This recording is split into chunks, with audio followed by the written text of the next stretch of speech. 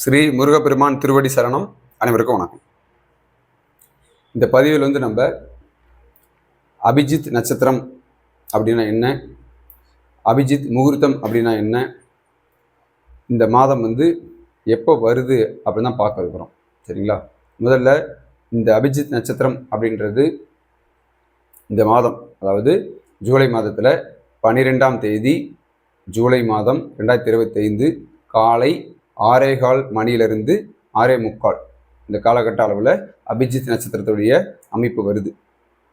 முதல் அபிஜித் நட்சத்திரம் அப்படின்னா என்ன அப்படின்னா, உத்திராடம் 3, 4 பாதம், திருவோணம் 1, 2 இந்த 4 பாதங்களில் சந்திர பகவான் செல்கின்ற காலகட்டம் அபிஜித் நட்சத்திரம்னு சொல்கிறோம்.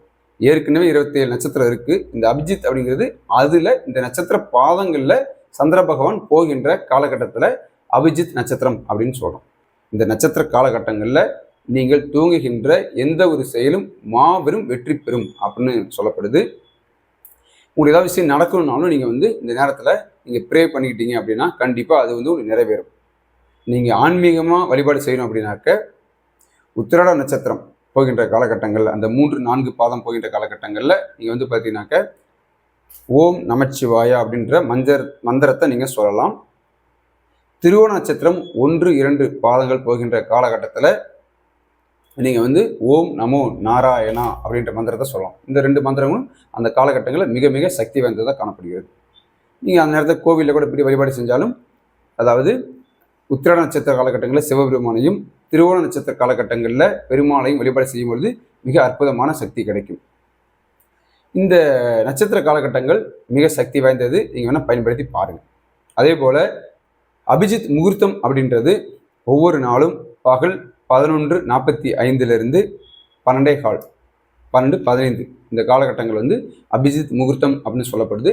இந்த முகூர்த்த நேரத்தில் நீங்கள் துவங்குகிற ஒரு செயல் மிகப்பெரிய அளவில் வெற்றி பெறும் அப்படின்னு சொல்லப்படுது.